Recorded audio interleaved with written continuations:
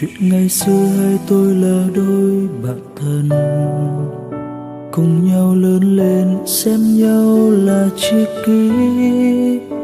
Ấy thế mà dòng đời chẳng muốn, không muốn hai tôi làm bạn. Chia rẽ con đường, chia cách thế giới không giống nhau. Là người đàn ông anh đã có lỗi đối với em, vì anh không giống như bao người khác để yêu em. Vì thế giới của anh không phải của em. Anh xin lỗi, anh đã nợ em.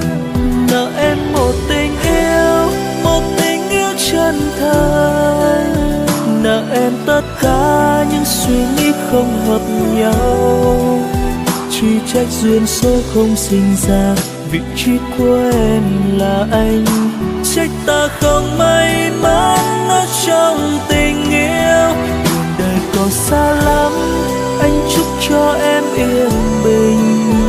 Gặp được người yêu của thế giới em đúng nghĩa.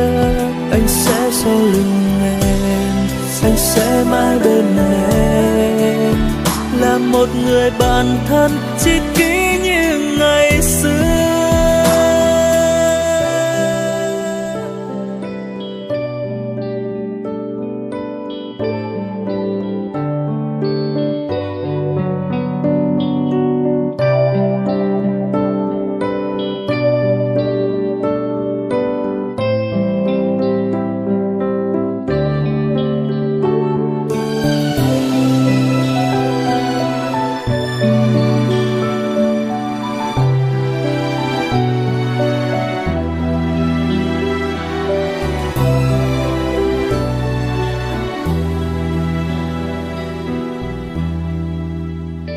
Chuyện ngày xưa hai tôi là đôi bạn thân, cùng nhau lớn lên xem nhau là tri kỷ.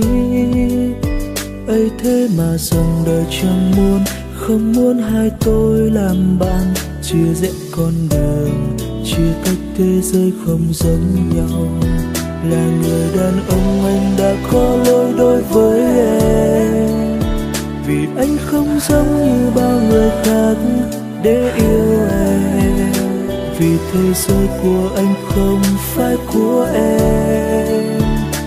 Anh xin lỗi, anh đã nợ em. Nợ em một tình yêu chân thành. Nợ em tất cả những suy nghĩ không hợp nhau. Chỉ trách duyên số không sinh ra, vị trí của em là anh. Trách ta không may mắn ở trong tình yêu. Đường đời còn xa lắm, anh chúc cho em yên bình. Gặp được người yêu của thế giới em đúng nghĩa. Anh sẽ sau lưng em, anh sẽ mãi bên em. Là một người bạn thân tri kỷ như ngày xưa. Nợ em một tình yêu chân thành. Nợ em tất cả những suy nghĩ không hợp nhau. Chỉ trách duyên số không sinh ra, vị trí của anh là em. Trách ta không may mắn ở trong tình yêu. Đường đời còn xa lắm, anh chúc cho em yên bình. Gặp được người yêu của thế giới em đúng nghĩa. Anh sẽ sau lưng em, anh sẽ mãi bên em. Là một người bạn thân tri kỷ như ngày xưa. Ta mãi là bạn thôi.